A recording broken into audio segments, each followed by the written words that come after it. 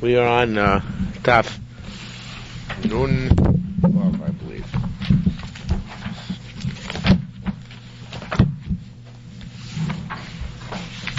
Good evening, Baruch. No, we're on Nun Zayin. Nun Zayin on base. Okay, we are at the second from top line in Nun Zayin on base. It's 114. Yom Tov Shechalios Motzei Shabbos. When Yom Tov comes out of Motzei Shabbos, Rabbi Yochanan Amar Yakna. Rabbi Yochanan says you say Yakna.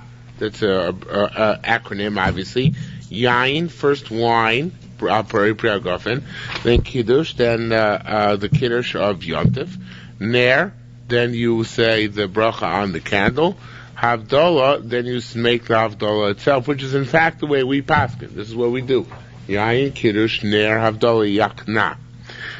Sukkah, Bisman. And when, of course, there's a sukkah, when it's a sukkah, when it's sukkah and there's a sukkah, and when there's Shachianu, then it's Yakna has, Yain, Kiddush, Ner, Havdalah, Zman, and the first night of sukkah you also make the sukkah, Lesheba sukkah, prior to making the bracha on Shechianu.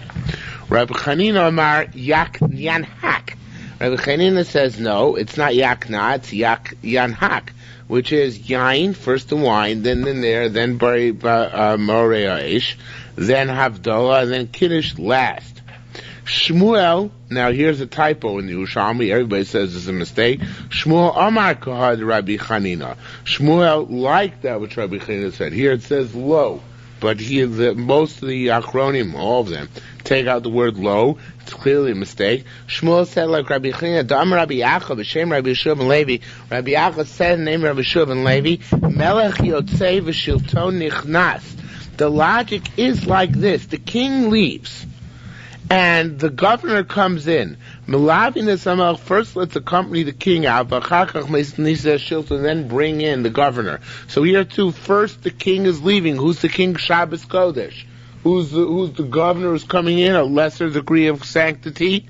That's Yontif.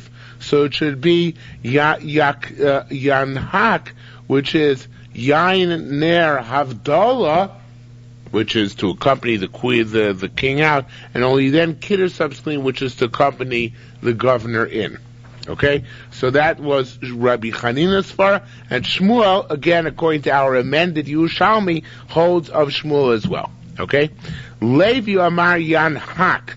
Now, this is also a typo according to the Gra. The Gra says this should be, Levi said, Nahik. Nahik would be Ner, Havdalah, Yain, Kiddush. Now, that makes a lot of sense if you think about it, because that way the Ner and Havdalah are together, and the Yain and the Kiddush are together, right? Which is a sensible thing, because the Ner and Havdalah are the Motzei Shabbos ceremonies, and the Yain and the Kiddush are the entry of Yom Tov ceremonies. So therefore he would say Nahik. Mistabra the Levi, and what Levi said makes sense, the Gemara says, Omar main shtayim, because that way you have the main shtayim here means you have both of the things set aside in their two separate groups, right? Main shtayim, literally main means like, but here it means that it's they're like the two things which are like each other are lumped together. Amar Rabbi Zir said, Bai Kumi Rabbi Yossi, they asked Rabbi Yossi, Heich Uvdin Uvda. How do you do it? What do you do, Motzei Shabbos, which is Yom Tov? Amar Leisa said, Kirav Rabbi Yochanan, I do like Rabbi Yochanan, which is again the way we paskin, which is Yakna, Yain, Kiddush, Ner, Havdalah. So we don't do it together. Well, we do it together, we do it together. We do Yain and Kiddush together. We do Ner and Havdalah together. So we have that advantage of doing it in both groups, but both groups together. However, we do not have the advantage of doing Havdalah before Kiddush, but rather we do Kiddush before Havdalah. Okay? So that we never addressed, and we will never address, why it's better to do Yakna, Yain Kiddush Ner Havdalah than Nahik Ner Havdalah Yain Kiddush, but that is in fact the way we do. We first do wine and Kiddush before we do Ner and Havdalah. Okay? Maybe it's because you want some overlapping of Kedusha. That would be that would be a nice svara, but the thing is that would not be a good svara in here, because if you overlap the kedushas, that means that you're doing something which is mutually contradictory, which we're doing. In other words, how could you make kiddush if you haven't yet made havdalah? Right? It seems a very strange thing, but you're right. That's what we're doing. Better to make havdalah first. That's exactly the point, which is not what we do. Right, so that's really, it's contradictory. It doesn't always boil down to sort of what I do. The one I brought on the wine is because the chashivas, many factors of making important what you're doing. Yeah. Sort of setting the table for everything that happens, even though it's not logical. It really is not logical, because it really should be the havdalah should be first. Right. No, you probably, probably is saying do that. In other words, we want wine to be first, because wine is what sets the tone for everything. And once the wine goes first, everything else flows from that. That's right. Yeah, it's something, it has to be as far of that sort, even though the Gemara doesn't make make that explicit. Says Gemara, Rabbi Avo, he was a flexible kind of guy. He always used to do what the minhag is. When in Rome, do as the Romans do. Kadhava Azil, the Rome, when would he go down to the south, Hava Avi Rabbi Chanina, then he would do like Rabbi Chanina. Rabbi Chanina holds Yakna, I'm sorry, not Yakna, Rabbi Chanina holds Yanhak, which is Yain Ner Havdalah Kiddush. Karavanach is the term when you go north up to Tveria, Hava Avi Rabbi Yochanan, he would do like Rabbi Yochanan, which is Yakna. Yain Kiddush Ner Havdalah, the lo mafli garbal nash dasrei. He would never argue on anybody in his own place. In other words, that was their occurrence. Wherever you go, whatever the Rav Paskin in that location, that's what you do, and that's what he would do. Okay? Says the Gemara, I'm sorry, al daiti Rabbi Chanina, according to large Rabbi Chanina, nicha. Everything is good, we understand. However, kashid Rabbi Yochanan al Rabbi Yochanan. This line is a little bit difficult, it's probably a typo. But it should be probably kasha al Rabbi Yochanan. The first word Yochanan is extraneous. But the difficulty is on Rabbi Yochanan. We always make the bracha on the ner last, because we're afraid that if we keep it lit for too long, so then, well, I shouldn't say last, but we make the bracha on the ner. Just a second, I forgot what was. They announced this morning that he got engaged. The guy always sets up the shiur before. Just a second. Let me just reconstruct this. Kacha Riyochan Rabbi Yochan. Yerushalmi was trying to aim a varach on there shelo yichbeh. The rest of the year you don't make a bracha on the ner in order that it shouldn't go out. The Kohen here in Bevarach al ner shelo yichabeh. Here you make a bracha on the candle that it shouldn't go out. In other words, there's a difficulty here. If you take what is Rabbi Yochanan Shita? Rabbi Yochanan Shita here is Yakna, Yain Kiddush Ner Havdalah. Now, Yain Kiddush Ner Havdalah means we leave Ner for later on. We don't make a bracha on the ner immediately. It seems like Rabbi Yochanan Shita the rest of the year was, although it's not explicit in this Gemara, I think it was explicit previously, that Rabbi Yochanan holds that usually you make the bracha on the ner first. Why do you usually make the bracha on the ner first? Because we're afraid that the candle won't stay lit till the end of Havdalah. So therefore we always make the bracha on the ner first. Now I don't remember where we saw that. I think we had it Thursday night in one of the previous Gemaras, that there was a shita which holds that ner comes first. We, of course, don't do that nowadays. But they had a shita which, maybe not, but they had a shita which is that ner comes first. So if that's the case, why here on Yontif does he leave Yontif which comes out Motzei Shabbos? Why does he leave ner for later on? In other words, why is he, the year he's afraid maybe the candle's going to go out. So here too he should be afraid the candle's going to go out. He should make the bracha on ner before the bracha on kiddush, nahik, or something like that. Yeah. They used a different candle. They were lighting Yontif candles. That's where his answer. Says the Gemara, Mikevan sheyesh lo yain, and here the Gra changes the gear. So Mikevan sheyesh lo seuda. So he's got a meal to eat. He needs a candle lit all night. By Motzei Shabbos, he doesn't have to leave the candle lit, so he's got a short candle. He uses a couple of matches, and that's why we're afraid the candle's going to go out. So that's why the rest of the year, Rabbi Yochanan held, the candle goes first in order to make sure you have the candle for when you need it. And that's exactly his answer. We came in Sheyeshlo Seuda a Nero Kove. Here on Yotiv, since he has a Seuda, we'll make sure the candle's not going to go out. And he should make a bracha on the candle at the end. Shelo lakor Shabbos o Shabbos. Oh, but wait a second. Here it says it's like that every Shabbos. So I must have gotten the question wrong. Just a second. Let me go back to the question again.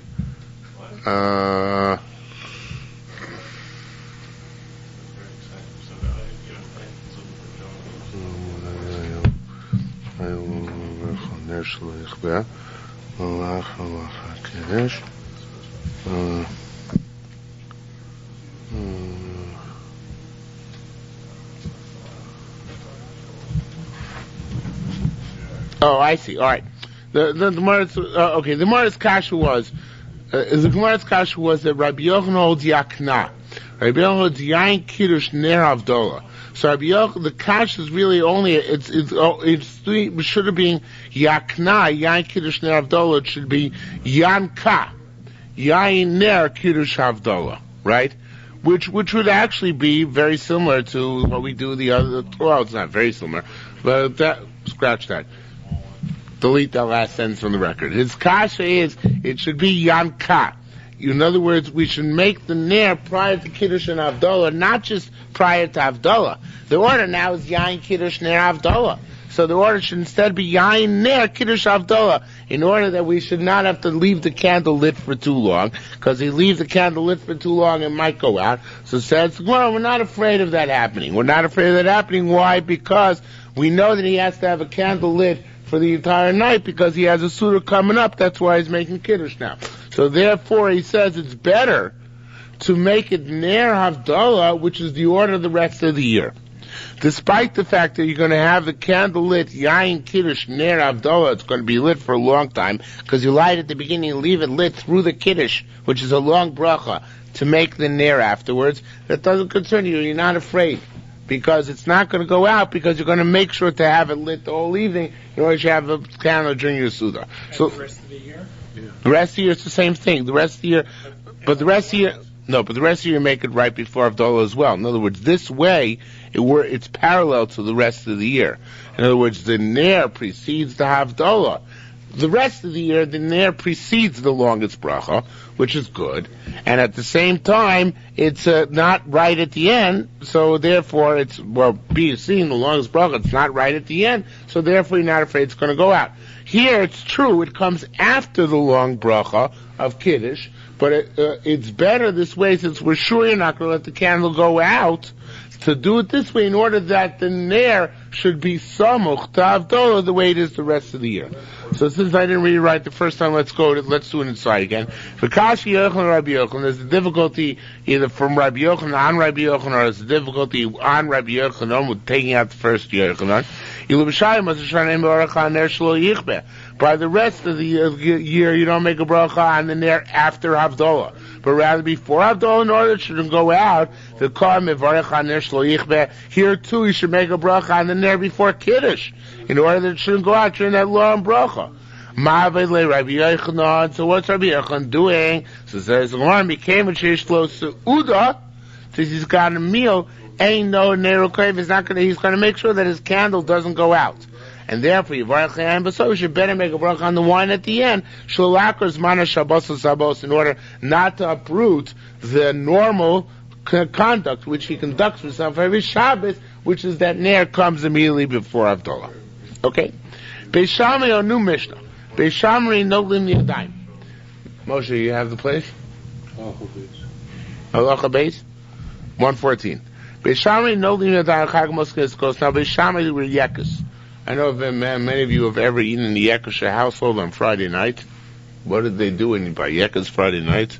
They wash and then make kiddush. That's right. They wash and make kiddush and then make motzi. Anybody else ever seen that? Until they do that? Okay, so that's a Yekusha minute. So Beishamai notlim liyadayim. First they wash, and then they before you pour the cup, and you make kiddush. Beisil they were not yekus. They say they were moizkin in their kais tchila. They would first pour the cup, and then make the washing afterwards, like most of Am Yisrael does. Mata amein the Beishamai. What's the crux of the machlokas here? What's the logic of Beishamai? So it says Beishamai shlo yitamu mashkin shabachori akos miyodav, that there's halacha by cups, a special halacha the Rabbana. We had this in the Bavli a few months ago. It's a complicated halacha, not so complicated, but that you're mashkin in the cup, I should say the inside of the cup, the handle of the cup, and the cup, it's the outside of the cup, are three separate zones when it comes to tumah. This is all tumah the Rabbana. But if your hands touch liquids and are metame the outside of the cup thereby, the tumah d'Rabbanan, the inside of the cup does not become tummy, nor does its handle become tummy. And if you touch the handle, the outside of the cup does not become tummy, and the inside doesn't become tummy. If you touch the inside, then the outside doesn't become tummy either. Why? Because tumas mashkin, that liquids which you touch are metame the cup, is the din d'Rabbanan. Midoraisa ochlinu mashkin cannot be metame kelim. Food and beverages cannot be metame vessels. So that my hands can be metame this liquid, and this liquid can go and be metame the vessel, that's only the Rabbanan. So Rabbanan were made a special way of doing this gezerah in order that we should know it's only the Rabbanan. So now, Beishamai holds, it's not proper, it's not derech eretz for a kos of kiddush. Don't get lost tonight, Yanko. It's not derech eretz, stay with me. It's not derech eretz for a cup of kiddush to become tummy. Even the outside. It's not proper. So therefore, Beishamai says, wash your hands in order to get the tumah d'Rabbanan off of hands, because Rabbanan made a special gzera of tumah on hands. It's tam yadayim shni yosein, or shein tumah. Wash your hands to get off that tumah in order you should not be matami the kosher bracha. What? Yeah, and you don't make it afterwards. You make it then for the kiddush and for washing. The person who's making kiddush washes too? Yeah. Oh, that's difficult. Oh, they didn't do it themselves? No, everybody else washes. Oh, by Yekus, everybody washes before. And I always thought it was to discourage talking between kiddush and making the motzi. No. The question is why, if this is Beishamai, why the Ramah brings it down la'alocha. But that's not for us to deal with. But there is such a question. That's the logic of Beishamai. Shleitamu mashkin shabachorei akos miyodav v'yachsu v'yitamus akos. In order that you shouldn't be metame the liquid which falls on the outside of the cup with your hands, and that shouldn't be metame the kos. Before you make kiddush. So you wash your hands before kiddush, claim Beishamai. What were the people, the Beis Shammai, they were predominantly studying Torah all the time, or were they working? Yeah, sure. Why do you ask? Because it seems like they're so careful. Maybe the hands really did get, Oh, no, I don't think they do that, but they probably held your hands get dirty. They were talking about for the masses, not for themselves. Oh, okay. They were perfect. Mata Mayin de Beis Hillel. What's the logic of Beis Hillel? They say, the back of the cup is always tummy, and we don't care. Because as long as the inside doesn't get tummy, we don't care about the outside of the cup. Dobrach, another interpretation. No, you only make this time right before a motzi. Because this time is relevant to our motzi, and therefore it's supposed to be immediately before a motzi. That's what he said. Rabbi Bibashem Rabbi Yochanan said, Asyo the Beis Shammai Rabbi Yossi the Beis Hillel Krai Meir. Rabbi Biban said, name Rabbi Yochanan, that Beis Shammai is like Rabbi Yossi and Beis Hillel is like Rabbi Meir, following Mishnah. The Tnina Taman we learned over there, Rabbi Meir Liadayim Tmeos V'Torah. So Rabbi Meir, who you just said is going to be like Beis Hillel, holds that there's a concept of Yadayim being, it works both ways. I should say it outside, really, to make it simpler. Works both ways. The hands can be Tomei from the cup, and the cup can be Tomei from the hands. In other words, if the cup had Tumah, and you came into contact with it with your hands, so then your hands become Tomei, right? If your hands become Tomei, and you came into contact with the cup, so then the cup becomes Tomei, right? So it's a two-way street. Rabbi Yossi said no. It's a one-way street. The tumah of the cup goes on the hands, but the tumah of the hands doesn't go on the cup. Right? It's a one-way. Okay, this din d'Rabbanan is only the one-way din and not a second day. It's a two-way din. No, it makes no difference. No, it makes no difference. Right, but the whole tumah, you mean because Kli Cheres is only Dami Gabla. I'm not sure. I don't remember whether it's Kli Cheres or not. But the bottom line here is that since it's only a one-way street, according to Rabbi Yossi, so Rabbi Yossi is, just a second. Rabbi Meir says it's a two-way street.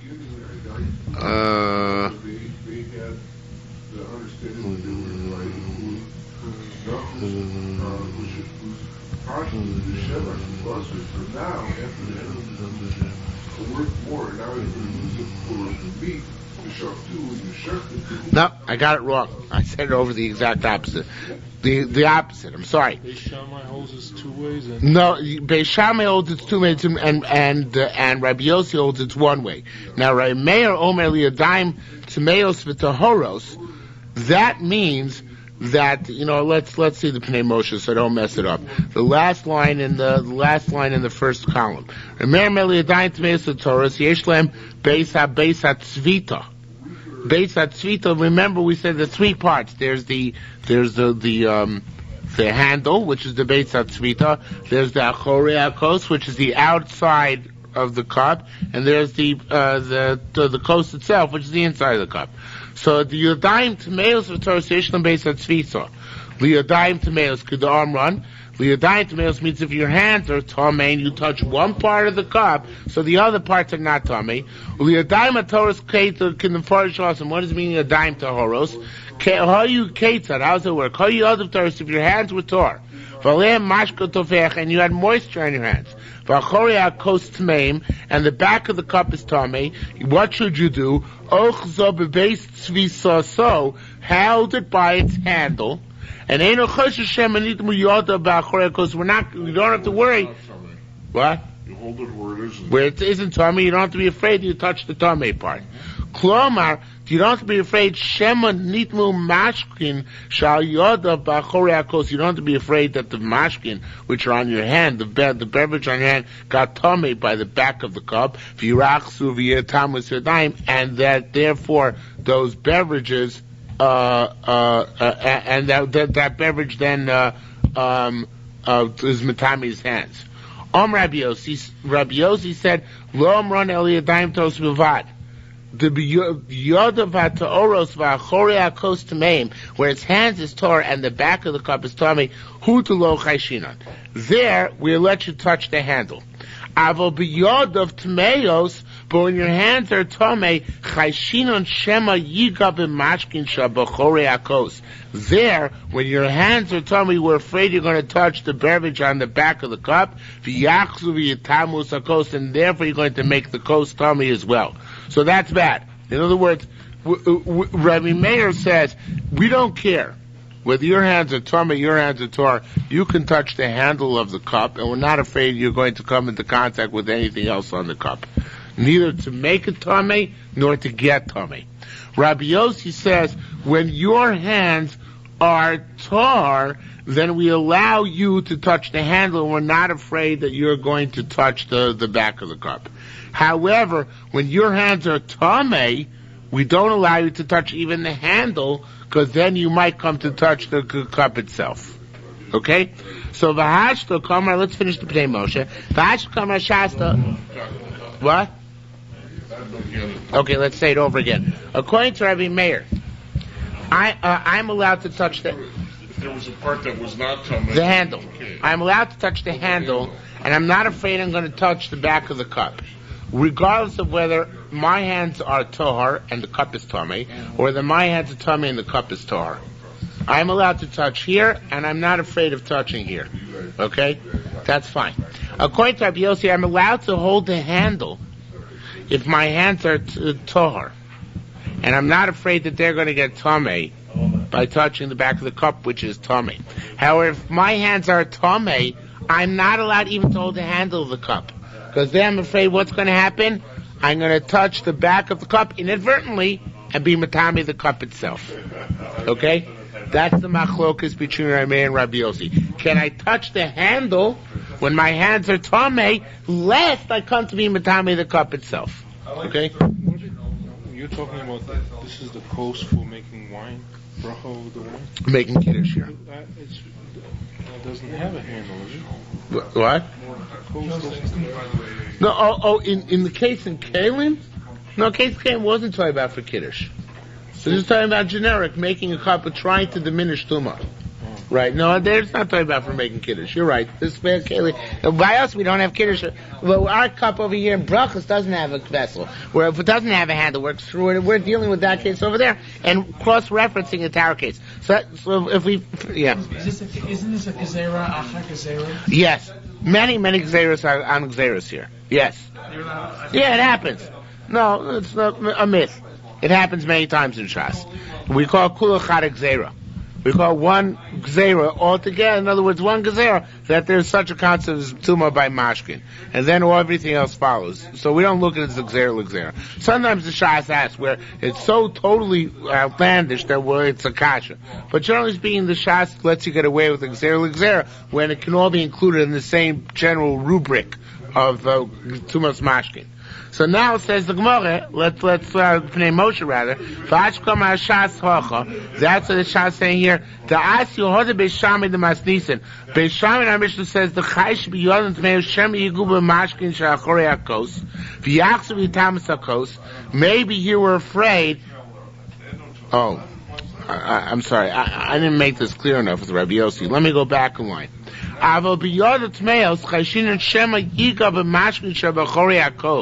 When his hands are somewhere we were afraid, he'll touch the mashkin here behind the kos. And it's going to then fall to the cup itself. That's really what we're more concerned with.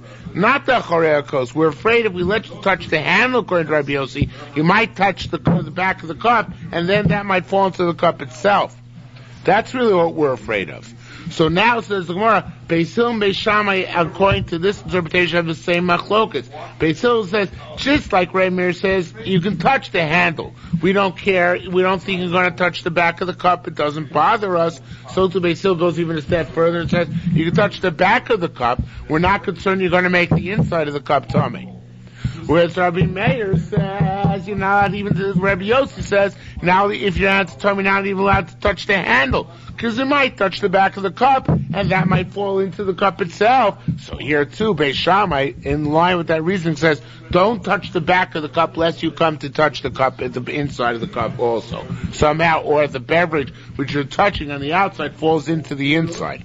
So now, it's a different type of machlokas than the machlokas, the way we understood machlokas at the beginning of the Amud. Again, on Amud, we understood the machlokas was, are we upset at you if you make kiddush with a cup which is tummy on the outside? Or do we let you get away with that? Now we're saying no. According to Beis Shammai, we'll not let you make a kiddush with a cup which is tummy on the outside, because the mashkin which are on the outside might go into the inside, being matami the inside. That bothers us. The end result might be that the inside becomes tummy. Whereas Beis Hillel is not afraid that that's going to happen. They're not afraid just because you touch the outside. It's too remote to assume something will go into the inside as a result. Okay? Let's see it again in the Pnei Moshe. Finish the Pnei Moshe. That's what Shas saying here. The Asiyah, the Beis Shammai, the Masnisen, that which Beis Shammai said, Mishnah says they're not allowed to make kiddush with your hands. Tamei, the Chai should be a dying because they're afraid of your hands are tamei. Maybe you'll touch the beverage on the outside, and what it'll do, will make the cup itself tamei, meaning the inside. The Chayish Namilach is afraid of this. Beisil lo Chayish Kachra, Beisil is not afraid of this. Krabi Meir, that's a Krabi Meir. Tafti Adayim, Tmeis lo Chayshina, Shem Yigu, Shemashku, Shemachraim. Krabi Meir, we're not afraid. Maybe you'll touch the beverage on the outside. The outside Thomas is closer to make the cup tummy. We're not afraid of that. Okay? Let's see it now back inside the Gemara. Says the Gemara, Rabbi Bivan b'shem Rabbi Yossi said, "Asid b'shamik Rabbi Yossi b'sil Krabi Meir." B'shamik goes like Rabbi Yossi and b'sil like Krabi Meir. The Tina told me what's there Rabbi Meir liyadayim t'meyos v'toros. You can touch the handle of the cup, whether your hands are tummy or tor, because we're not afraid of a chain reaction, a beverage going from your tummy hands somehow into the cup. And here too, Beisil lets you make kiddush holding the outside of the cup. Whereas, on the other hand, Rabbi Yossi says, "Lo amran eliyah daim toros bad." You can only touch the handle if your hands are tor, because otherwise we're afraid that you're going to get somehow into the cup with your tummy stuff. So therefore, here too, you're not allowed, according to Beis Shammai, to make kiddush when your hands are tummy, lest the beverage get into the cup. So what happens if it's tummy? What's the problem? You see, there's no real problem. In terms, I mean, all of our wine is tummy, right? No, if you make kiddush for himself, right? Yeah. What difference does it make? It really doesn't make a difference for us now in our day and age. But in that day and age, when they were makbid on Tum and Tara, it was not considered to be proper derech eretz to make kiddush with a cup of tummy wine. You understand what I'm saying? Yeah. For us, it doesn't make a difference nowadays. Everything we drink is tummy. It will make no difference. But then there was such a thing. They didn't want to make kiddush with tummy wine. Okay, says the Gemara further. Okay, I got another question. Yeah. Also, isn't there a proper way of putting the wine in the hand before you make You missed it.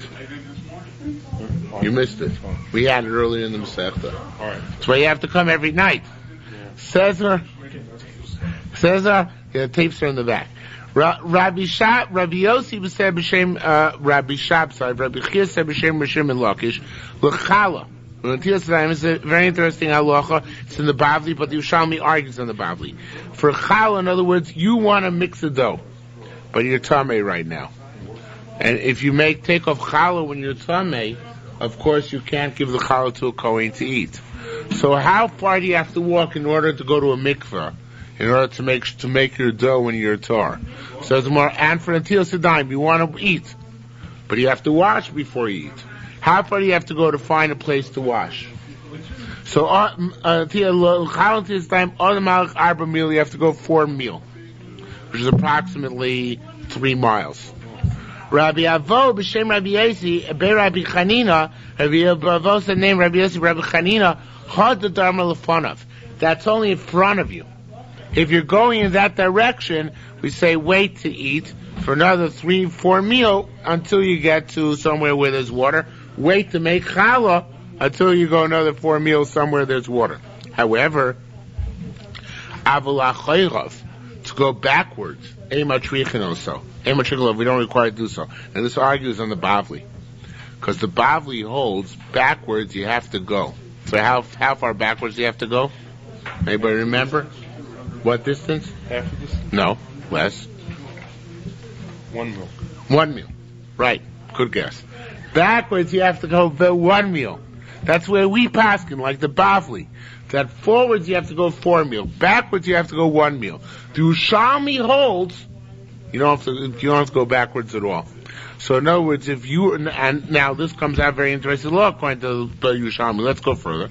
It says people, watchmen, who are watching gardens or orchards, what's their halacha? Kilif name like in front or in back. They're stationary. They're not supposed to move. They're watching. Right? They're supposed to stay in one place. They're not watchmen who go around the city. They're supposed to stay in one place. So what's their halacha? Do we say nonetheless go 4 mil?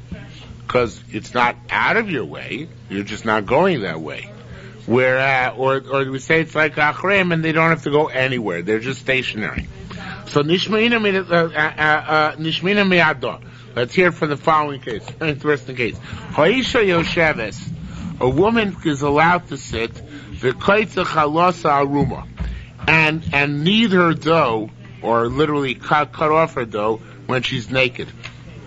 Because she can cover herself. In other words, a woman, if she crouches up, so she can cover her erva, because she can draw her thighs into her stomach and she'll be covered. And she can make a bracha like that. A man can't do that, since the nature of a man's erva is such that it sticks out. So therefore, even if he pulls up his thighs into his stomach, he's not going to be able to cover his erva. So therefore, a man can't make a bracha unless he's wearing underpants. A woman can make a bracha even if she's not wearing panties. Okay? That's the halacha. So says the Gemara, avaloish. Again, a woman can sit and make her challah when she's naked, because she can cover herself, but not a ish, not a man. Now, says the Gemara, look, certainly we'd prefer if the woman got dressed to make a bracha, right? Okay, it's true, technically speaking, she can cover erva, but is this advisable? Certainly not wonderful. Yet nonetheless, we say she doesn't have to go to her drawers and get out underwear. That means if you're stationary, you don't have to move. You just stay put, right? And you can make a bracha, right? Can you make a bracha like that? This woman's in her house.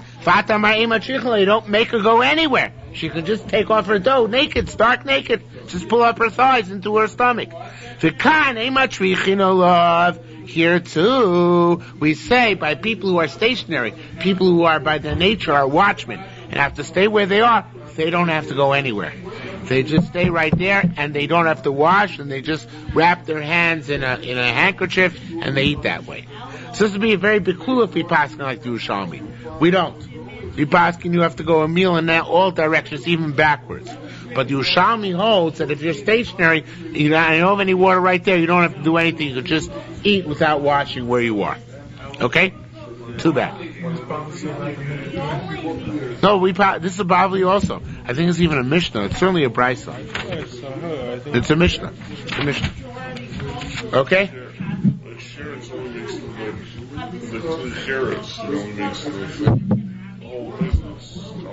What?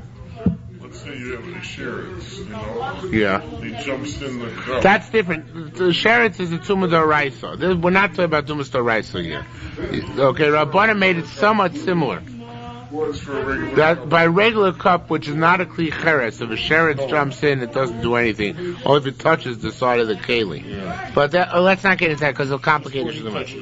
Yeah. Says Tani, we learned. Maim shalifnei amos, on waters which is before eating, before eating kamotzi, rishus are optional. B'shal achrei amos, on maim archonim archoiva, of course you all know why, because in the old days they had the sodomite soil, which was very dangerous, so therefore the maim archonim was mandatory. Ella, however, shabrishonim noitul mafsik. In maim rishonim, you wash and you interrupt. Now, interrupt doesn't mean talk here. It threw me off. It means you wash twice. Once, twice. Uvachronim, uvishnim, by my achronim, not aveino mafsik. By my achronim, you don't interrupt. You don't do it twice. It's a very interesting thing. The source, one of the sources, why we wash twice when we wash. Because it says no to mafsik. Well, some people, it depends. There's some people who don't, who only do it sometimes, some people do it all the time. Ashkenazim usually watch twice all the time on each hand, right? You generally watch twice on each hand. So that's no to mafsik. But not by Ma'am Archonim, only by Ma'am Rishonim. So it says the Gemara, Ma'u no to mafsik. Now, the Yerushalmi itself didn't understand what he was saying. What does it mean, noitel mafsik? It sounds like it means you can noitel and you can talk afterwards. So the Yerushalmi says, no, that's not what it means. Rabbi Yitzhak Amar noitel v'shoinem. It means you wash twice. You wash, then you wash again. Rabbi Shur Yitzhak Amar, what? In those days, did they have a way of netilos yadayim? They dunk their hands. No, netilos yadayim. No, they had to use cups. With cups, sure. They didn't use mikvahs back then. No, it was cups. Rabbi Yaakov bar Ada Amar noitel v'shoiner. Rabbi Yaakov bar Ada says you wash twice. You have to wash twice. Once and then again. Vata Marta Rishus, and you said it's optional. I don't understand how you could have said it's optional before. It's mandatory. You have to watch twice. Rabbi Yaakov, Yaakov said, and you should know. Al Rishonim says, I got it though, but it's brought in here anyway. Al Rishonim Nechel Basar Chazir. It's a famous case of a certain guy who owned a restaurant at the time of the Greek persecutions, and for any Jewish person he would serve kosher, for any trade person he would serve treif. For any guy would serve treif. So once somebody came and a Jewish person ate without washing, so he served them pig. So the guy came afterwards to the restaurant owner and said, how can you give me pig? I'm Jewish. He said, I didn't see you wash. So it's a famous case of Marchulin. And Al Shneim Yotza Ishami Beisa. Amayim Shneim, because the person who washed Mayim Marchulim properly, there was a certain woman who was once divorced. Cases like this, Gemara also brings down this case, or Medrash brings it down, says that there's a certain woman whose husband left her a lot of money as safekeeping. There was a guy who wanted to get the money from the wife. So he saw the husband who hadn't washed my macaronim that morning. He saw on his fingers what he had eaten for breakfast. He went to the wife and said, your husband told me to give you the money he has in safekeeping, and the sign that he gave me to tell you is that this is what he had for breakfast. So she gave him the money. So later on, the husband divorced her. And some say, V'amrilei, some say, V'yeshuvim shenergol of shlosha nefashos. As a result of my machronim, 3 people got killed. Now, if it's the same Maisa, I would guess it's the wife, the thief, and the husband. After he killed them, he killed himself. Okay? So in any event, we see that Mayim Rishonim, Mayim Rechonim, have to be very careful. Never can tell when it might lead to murder. Shmuel Solek L'Gabe Rav. Shmuel went to Rav's house. Chama say he saw him Acha Be'atam, that he was sitting and eating with a handkerchief. Yeah, which looked like he hasn't washed. Amrei Malkain, so he said, what's going on here? What's this? Amar Li, so he said to me, he said to Shmuel, Isni Sani, I'm a sensitive guy. No, I did wash my hands. I'm doing this besides that. Besides having washed, I'm also wrapping my hands in the handkerchief. But don't think I didn't wash. Rabbi Zir when he came to Eretz Yisrael, Chama, he saw Kanaya, that Kohanim, Achlim Basan, they're eating their truma wrapped with their hands wrapped in a handkerchief. He said, Azila eat the Rav Shmuel. No, you should know that which there was a rumor that Rav Shmuel would eat with, so what? He was a sensitive guy, so he figured he didn't have a choice. He didn't want to eat bread without holding on to it through something. Okay, says the Gemara, Asa Rabbi Yossi bar Kahana b'shem Shmuel. Rabbi Yossi bar Kahana came and said name Shmuel. Tias yadayim l'chulin. You have to wash your hands for chulin, but ain't tias yadayim l'truma. But you don't have to wash your hands before you truma. This is a shocking thing, and the Mefarshim go a little bit crazy here. The Svara is the exact opposite. What should have to be more machmir on? Truma, not chulin. He was saying until the time for chulin and not for truma. You want it to the mikvah. Oh, that's what I would say. I think it's partial, right? You were going to say the same thing? Yeah. Yeah, they're more nizer and truma. They're more careful, so you don't have to wash. Yeah, I don't know why it's so difficult. Yeah, that could be that's partial, right? That they're more nizer by truma, so they didn't have to wash. Rabbi Yossi Omer, which is where we paskin, l'truma u'l'chulin, you have to do wash for both. Rabbi Yossi b'shem Rabbi Chia Barashi, Rabbi Yoina b'shem of Rabbi Chia Barashi, both said b'shem Rav.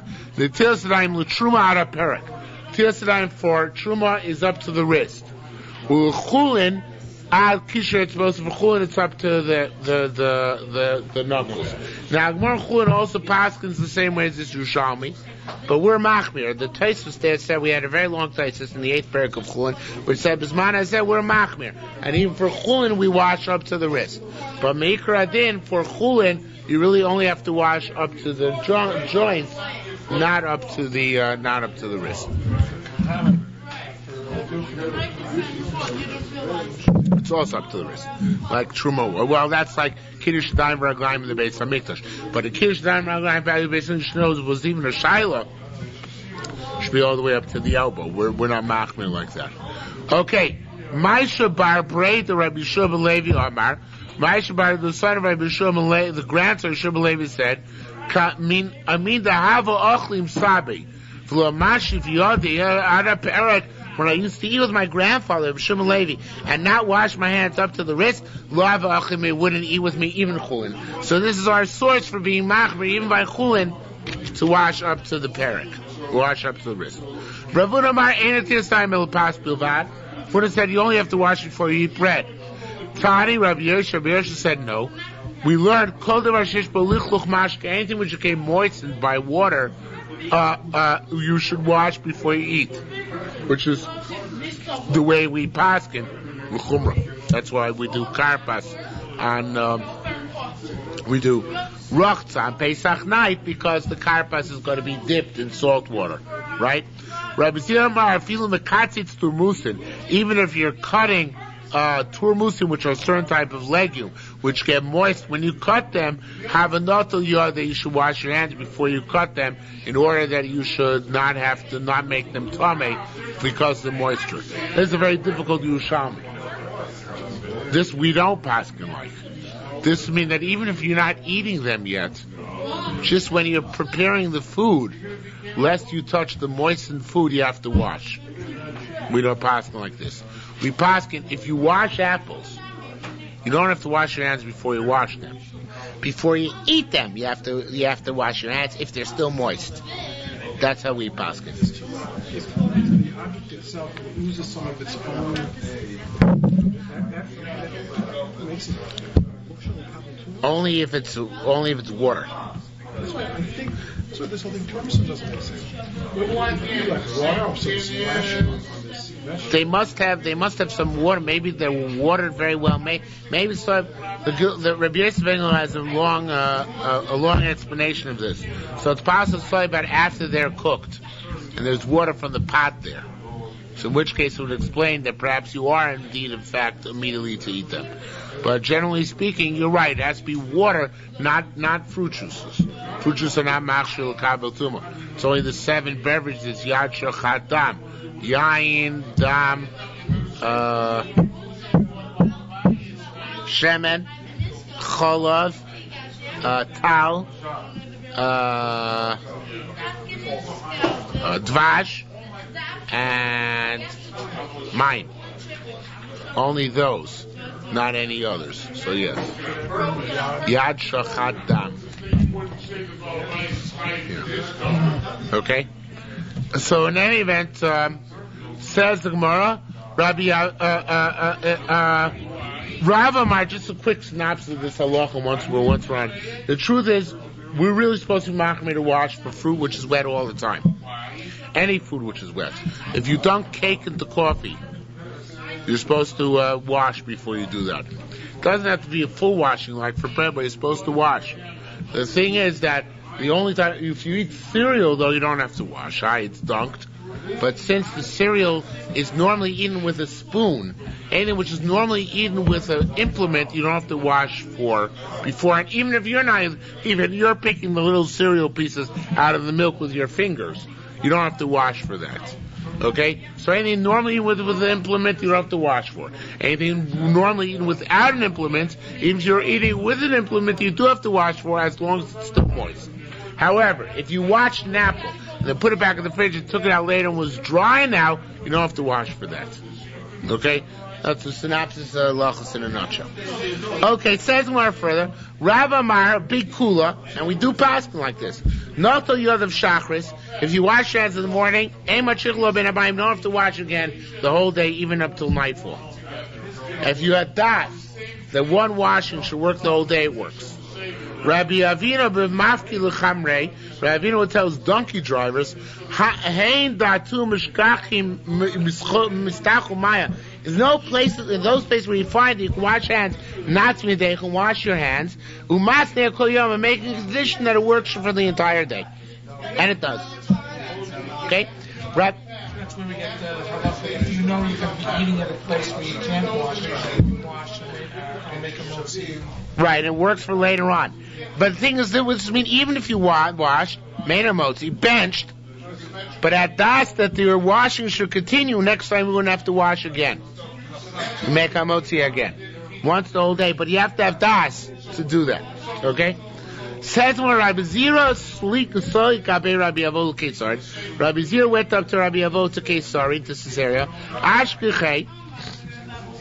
He found him, Omar, and he said to him, Omar Azul Mechan. He said to him, let's go eat. So Rabbi Avo was the host. He said to Rabbi Zira, let's go eat. Yoiv le'gul v'ketzi. He gave to Rabbi Zira the bread, the loaf, to make hamotzian. Agula is the loaf. The ketzi means the one to cut. Amar le sabrich, and Rabbi Avo said to Rabbi Zira, make the bracha. Amar le, no. He said, the Ba'abas knows the strength of his loaf, meaning you're supposed to make the bracha, not me. All right. Rabbi Avo made the hamotzi. Mandalchun, after he finished eating, Amar Leis, Rabbi Avo said to Rabbi Zira, Sabrich, at least bench. Amar Leis said, Chacham Rebbe Rabbi Huna, Rebbe, Rabbi Avo. Did you ever hear Rav Huna? Ansha Rabba, who was a great man. You know, of course you did. Vuhu Avo Amar, he used to say, Haposech, you made a moitzi, hu achoisem. He is a man, one who benches. So therefore, I got you to make a motzi. You have to bench. Okay? Says more. Wait a minute. Mastisa pliga Rav Huna. The Brisa argues Rav Huna because what does the Brisa say? The Tani it says, "Say no to Sedam when you come to wash. Ad chamisha maschim go. If you have less than 5 people there, who washes first? The most chashuv person present. Yotzim kafta, more than 5 people present, so it's not a chashuv thing to wash first. You have a bigger hefsek, right? So what do you do then?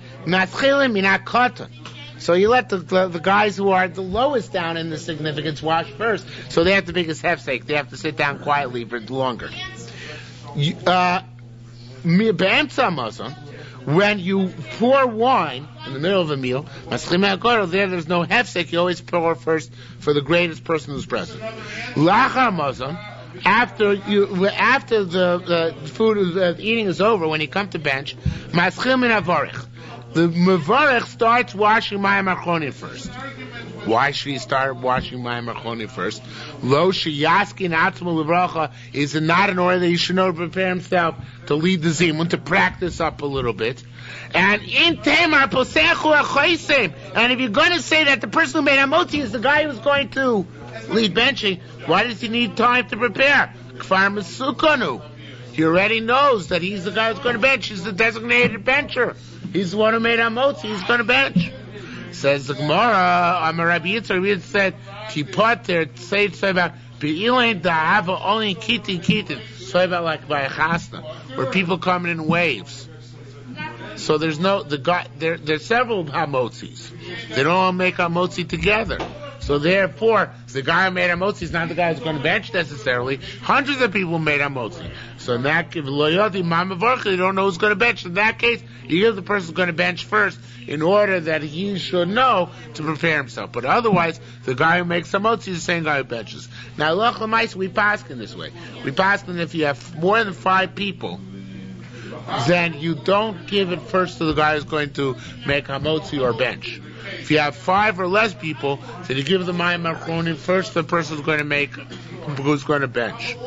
If you have more than 5, when you get down to 5 left, technically speaking, if you can arrange it, then it should go number 5. 0 minus 5 should be the guy who's going to bench. Okay? Let's a little bit further. Masnisa Beishamai says, this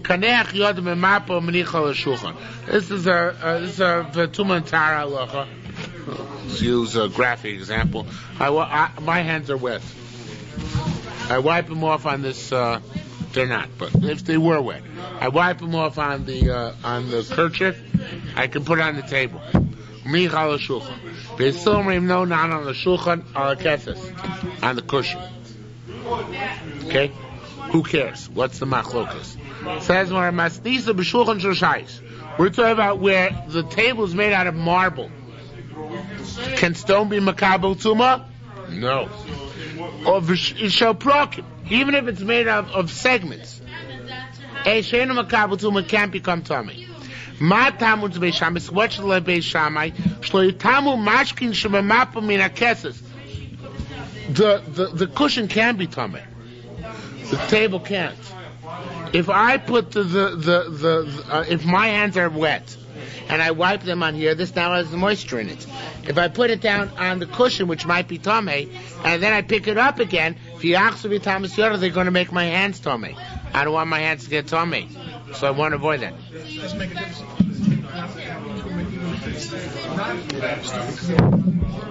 Can't. You have receptacles. That's true, but it's possible that in that case for it to be tummy. A stone table can never become tummy. So we're talking about even by a stone table, which could not be makabel tuma, could be a wooden table too, simple wooden table. But by a stone table, which could not be makabel tuma, or by a wooden table, you put it down here. Okay, and that's why he said shein asu shel prakim. Because if a wooden table is made out of prakim, you know what it has then? What does it mean, prakim? Think of your table at home. It's a piece of wood, right? But it probably has leaves, right? What do the leaves have in order to slide in and out? Pegs, right? So it has holes. It has a base kibble. So therefore, it has to be a simple. It has to be if it's a marble table, even if it has a base kibble. Even if it's also show prakim, it's not makabel tuma. If it's a wooden table, if it's also prakim, then it can be makabel tuma. Okay? So says the Gemara, so why does Basil say no? Do put the napkin on the chair. They say l'olam safek mashkin l'daim tar. Really, if you have a suffix, whether there's a possibility of the beverage becoming tar or being tar becoming tamei, we're makel. So therefore, if you're not sure if this cushion is tamei, so you can be makel. Don't have to worry about it. So keep it. So it's not a problem to keep it on the cushion. You don't know that the cushion's tamei, so you don't have to assume that the water in the napkin is going to be tamei. So that's okay. Davar acher, or another interpretation, that he says that the logic of Basil is because that there's no halach of tumas yadayim, that your hands are going to be tamei when you're eating chulin, only when you're eating truma. So Rabbi Basil says better to put it on the cushion on the table, because on the table, it's true the table might be made out of marble, but you know what else you might have on the table? Food. And food might become tamei. If your hands are tamei, then you're going to make that beverage tamei, and it'll make the food tamei. So if Rabbi Basil says better to run the risk of putting it on a cushion whose status you do not know, where anyway, it's possible that it's tar, which it's possible it's tar safek by tumas mashkin your makel. And B, because there's a sheet that holds all together that your hands don't become tamei when you're eating chulin. So you have to put it on the table, and maybe it's going to be tamei the chulin on the table, the food on the table. Whereas Beis Shammai says, Ki Beis Shammai yesh yodayin l'chulin. Beis Shammai holds no. If you put it on a tamei keses, a tamei cushion, it's going to be tamei your hands, even if you're eating chulin, and you're going to be tamei the food on the table. Okay? Says the Gemara, Tipoter, how does that work though? Gosh, how can be matame chulin?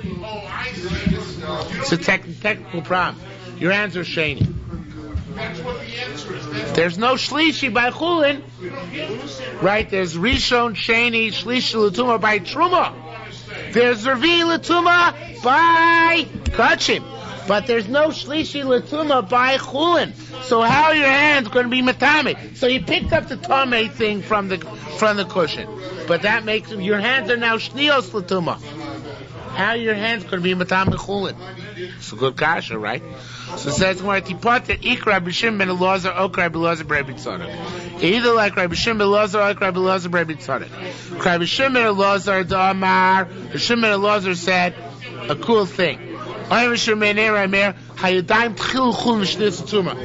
They gave hands variable tuma.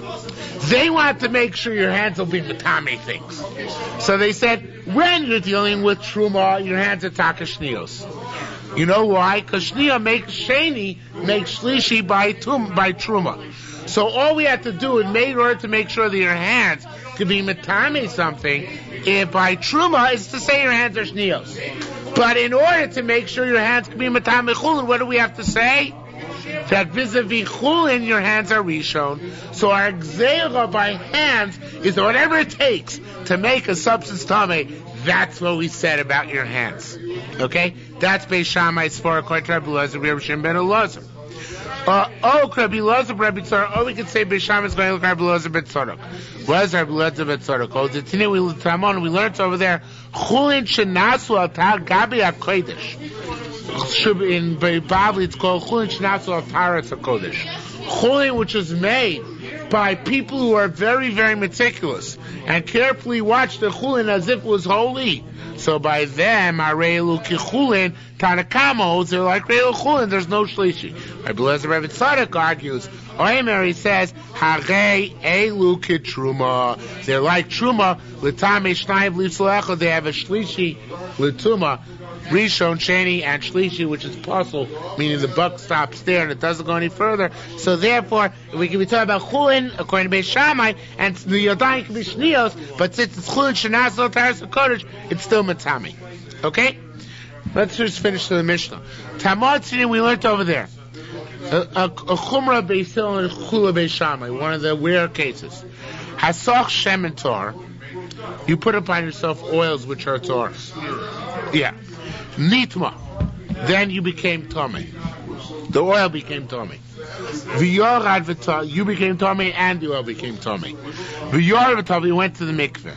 Yishamrim apel pisha menativ tor, even though the oil is still dripping off of you. You're tor. You're tor and the oil is tor. Everything's tor. Beisomrim Tomei, Beisil says the oil retains its tuma. It doesn't become Tomei to tor by going to the mikveh. Okay? So, it's a chumrah Beis Hillel. Oil doesn't become tahor in the mikveh when you dive with it. Now, how much? What oil are we talking about to begin with? You know, if you put oil which is tomei on your, what oil which is on you is going to be matame you. Beis Shammai says Kedei Sicha Sever Kotan. Beis Shammai says the amount of oil which it takes to rub, to smear onto a small limb. It doesn't have to be that much. Even if it's a little bit of moisture. Mashkaveh means you have a little bit of moisture on your skin, that much oil is matame you. Right? But you don't remember Shum Beis Hillel, not that little. It has to be Topech Matpiach. Topech Matpiach means that if you touch it, it's moist enough that you touch it, it puts enough moisture on your hand to make something else moist. Tofech means it's moist enough to make something which touches it moist. Tofech umatpiach means that if I touch it and then put my hand on the Gemara, let's say, it'll make the Gemara moist as well. So you need that much oil in order to make yourself tummy. Mechlep is shitas on the Beis Hillel. So the kasha is like this. The kasha's Beis Hillel's shitas are a conflict. How so? Taman Omrin Tomei. Over there, Beis Hillel says Tomei. And over here, V'ach Omrin Tar. And here they say Tar. Now, what do we mean? What's the contradiction? So let's see the Sefer Charedim over here. You take a little Charedim, I know it's very small. Sorry. It's 7 lines to the bottom. 7 lines to the bottom of the Charedim. Not the Pnei Moshe, the Charedim.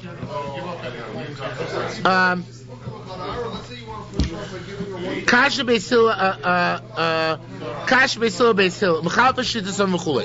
Kasha Beis Hillel, Beis Hillel. Can it be a Girsa Rivet Tamon?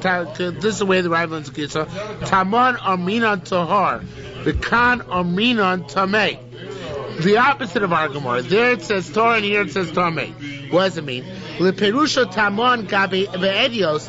Like his parish over there in Edios, it says there, Gabi Sheman Amru Tahar, meaning Dehecho Shamashke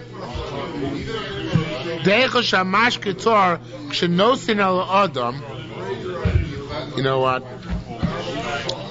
I don't remember exactly what this is, so I'm just going to make it easy on myself and leave it for tomorrow night. It's late anyway. Okay. Well, everything about Beis Shammai, Beis Hillel, and a meal. even things you have to do with Tumatara and we find terribly boring. That's life. So we'll come back to the okay tomorrow night. But as it said at the beginning, we're on schedule to finish next Tuesday night, which is a night early actually, for and start pay next Tuesday night. We'll have a steam in honor of the occasion.